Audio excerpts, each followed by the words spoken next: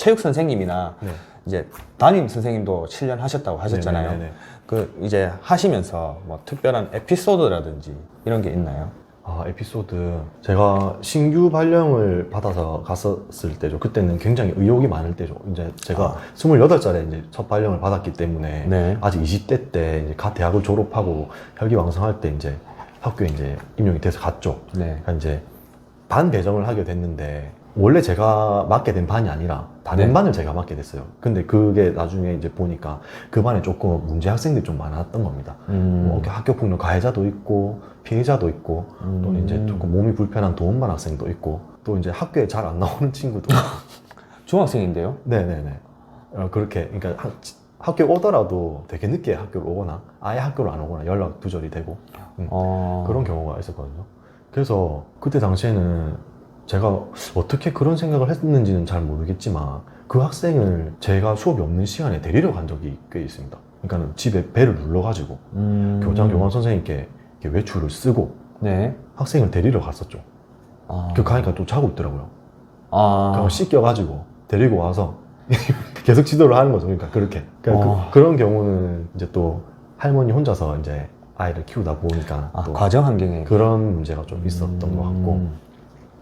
그리고 또 하나 기억나는 거는 제가 이렇게 조금 담임을 하면 조례와 종례가 좀 깁니다.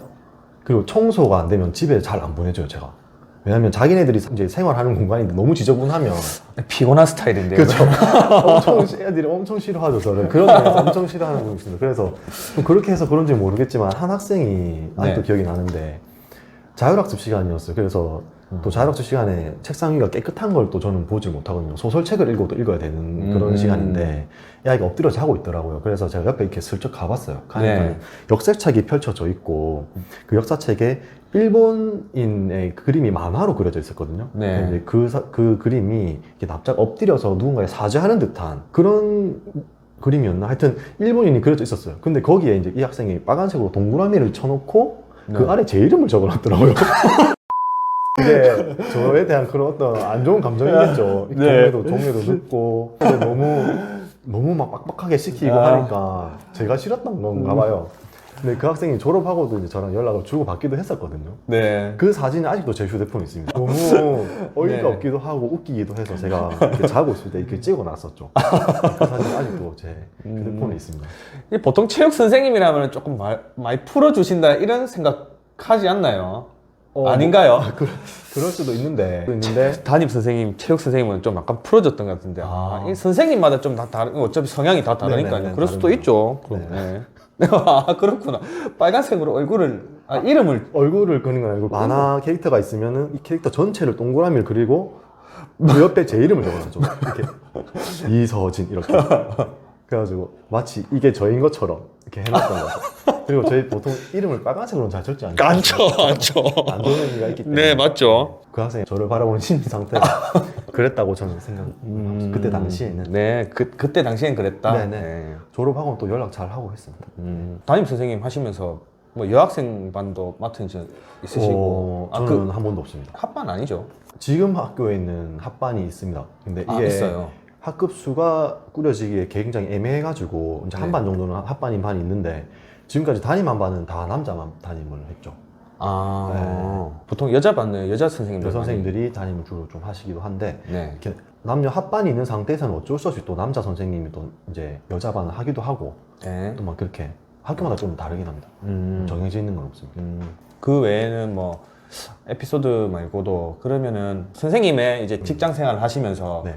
뭐 애로사항이라든지 뭐라고 표현해야 될까요? 애로사항이 적당한 표현인 것 같은데. 네네. 그러면 이제 선생님이 직장 생활을 하시면서 애로사항 같은 경우는 어떤 경우가 있었나요? 애로사항 뭐 여러 가지가 있겠지만 네. 제가 뭐 말씀드리고 싶은 건 많은 분들이 학교에서 아이들이 어떤 사건과 사고에 휘말리면 아이들의 책임이라고 얘기를 많이 하실 수도 있거든요. 학교라는 이 울타리를 잘 모르시는 분들은. 네. 근데 저는 또 이렇게 생각을 해요.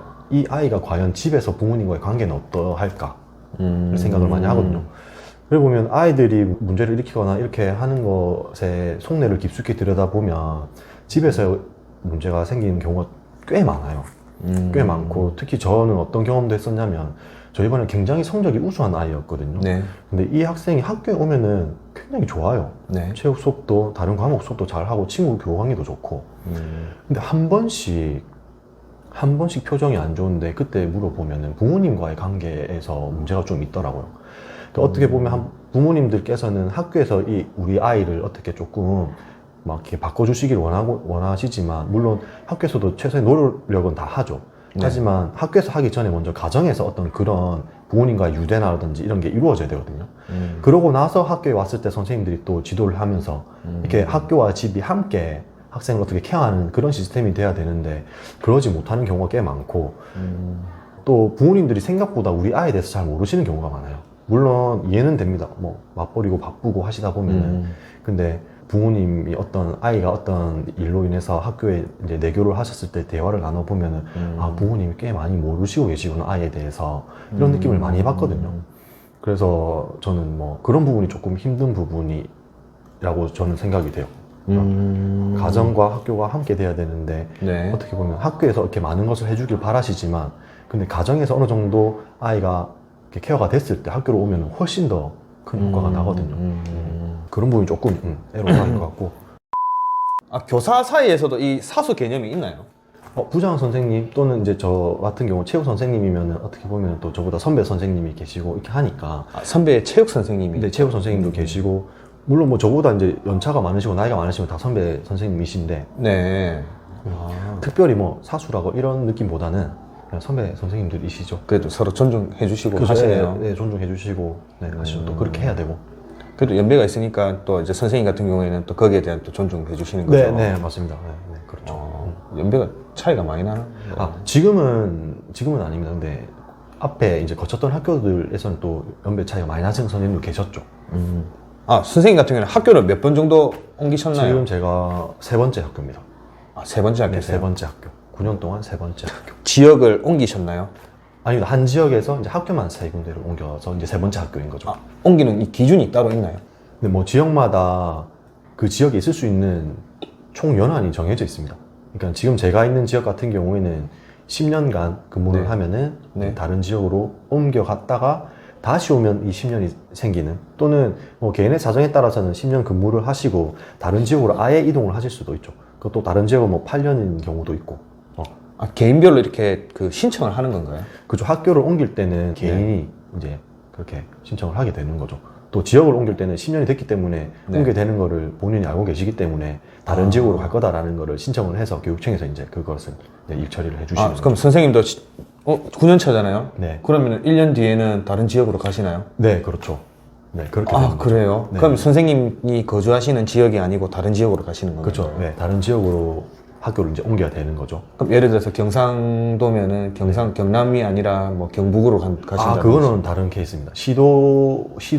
도강교류는 다른 케이스입니다. 그런 건 저희가 그렇게 하지 않고, 제가 경남에 있기 때문에 경남 안에서 돌 때 그런 식으로 돈다는 거죠. 아, 네.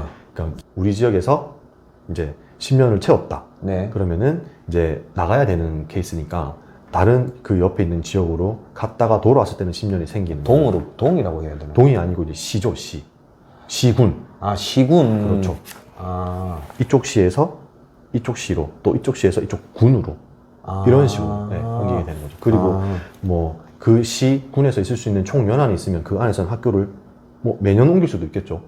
그럼 10년이라면 10번째 학교로, 매년 옮기면 10번 학교를 옮길 수가 있는 근데 거죠. 옮기는 건 뭐 때문에 옮기신 거예요? 그러니까 또 학교마다도 옮길 수 있는 또 총 연한이 있거든요. 그러니까 한 학교에서 최대 5년까지 있을 수 있어요.